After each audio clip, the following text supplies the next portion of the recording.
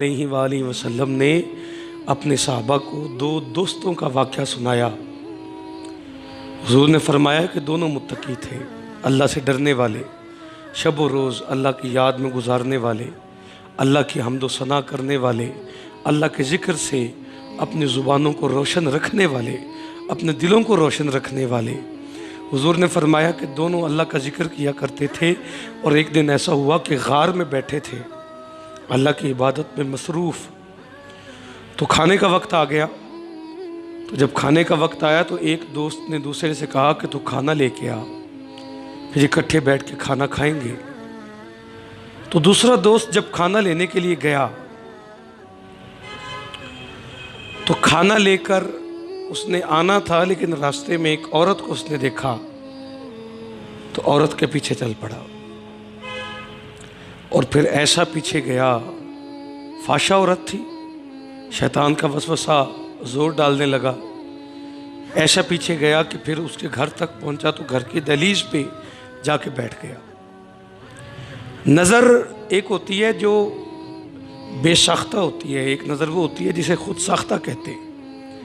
بے ساختہ وہ ہوتی ہے جو انجانے میں پڑ گئی ہے کسی عورت پر، غیر محرم عورت پر، اور خود ساختہ وہ ہوتی ہے جو انسان بذات خود اپنی مرضی سے ایک غیر محرم عورت کو دیکھتا جا رہا ہے۔ تو خود ساختہ نظر ڈالنے کی اجازت نہیں ہے، اور بے ساختہ اگر نظر پڑ جائے تو پھر ایمان والوں کو اللہ نے جو مزاج دیا، فرمایا یغض من ابصارہم، کہ پھر اپنی نگاہیں جھکاؤ، اگر کسی عورت پر پڑ بھی جائے تو فوراً نگاہیں جھکا لو، اس کی معافی ہے۔ تو یہ تو پیچھے چل پڑا، جا کے گھر کی دہلیز پہ بیٹھ گیا۔ وہ غار میں جو عبادت میں مصروف تھا وہ انتظار کر رہا تھا کہ میرا دوست کب آئے گا۔ اللہ اکبر۔ حضور فرماتے ہیں کہ وہ تو آیا کوئی نہ، یہ پھر پیچھے سے تلاش میں نکلا، اور تلاش کرتے کرتے کرتے کرتے راستے میں جب اس نے دیکھا کہ وہ اس فحشہ عورت کے گھر کے باہر بیٹھا ہے، تو اس نے جا کے بڑے درد کے ساتھ اس کے کندھے پہ ہاتھ رکھ کے اسے سمجھایا کہ میرے دوست، یہ مومن کا مزاج نہیں، ہمیں اس چیز کی اجازت نہیں ہے، ہمیں تو یہ حکم دیا گیا ہے کہ ہم اپنی نگاہوں کو جھکائیں، دل کو پاکیزہ رکھیں، عورت کی عزت کریں، اپنے شرم گاہوں کی حفاظت کریں۔ یہ ایمان والوں کو تو یہ درس دیا گیا، ایمان والوں کو تو یہ سبق سکھایا گیا، تو میرے بھائی تو کس طرف آ گیا؟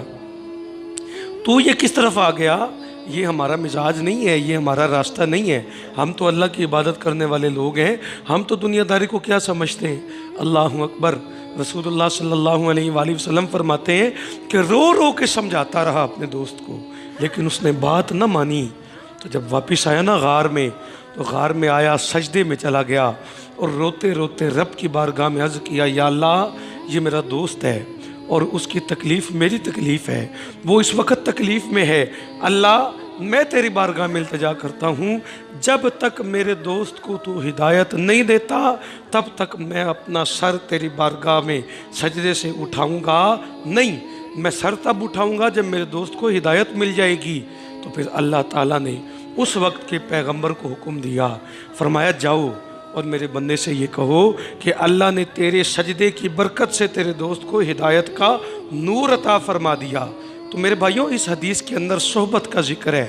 اگر آپ سنگت چاہتے ہیں، اٹھنا بیٹھنا چاہتے ہیں، وقت گزارنا چاہتے ہیں، تو ایسے لوگوں کے ساتھ وقت گزاریں جو ہمیں رب کے قریب لے کے جائیں، جو ہمارے دلوں میں اللہ کی عبادت کا شوق پیدا کریں۔ الاخلاء یومئذ بعضهم لبعض عدو الا المتقین، دنیا میں دوستیاں رکھنے والے، قرآن نے یہ بتایا، فرمایا قیامت والے دن ایک دوسرے کے دشمن ہوں گے، الا المتقین، ہاں جو متقی ہیں، جنہوں نے دنیا میں اللہ کی نافرمانی کی، وہ قیامت والے دن ایک دوسرے کے دشمن بن جائیں گے کہ یا اللہ میں نے گناہ تو کیا تھا، لیکن یہ سبب بنا میرے گناہ کا، اگر میں جہنم میں جاؤں گا تو یہ بھی جائے گا۔ تو پھر جب نیک بندے اللہ کی بارگاہ میں جائیں گے تو قرآن نے یہ بتایا، فرمایا الا المتقین، کہ جب نمازی اللہ کی بارگاہ میں جائے گا، اللہ فرمائے گا کہ تو نے دن میں 5 دفعہ مجھے سجدہ کیا،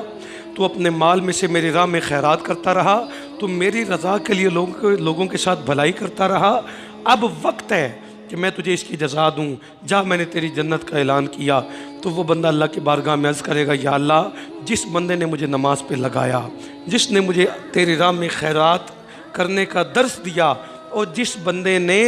مجھے بھلائی کا درس دیا، یا اللہ یہ کیسے ہو سکتا ہے کہ میں اس کے بغیر جنت میں چلا جاؤں؟ وہ کل بھی میرا دوست تھا، وہ آج بھی میرا دوست ہے، وہ آج میرے ساتھ جنت میں جائے گا۔ تو اللہ پاک فرمائے گا کہ جو تیرے نیک ہونے کا سبب بنا تو اس کو بھی اپنے ساتھ جنت میں لے جا۔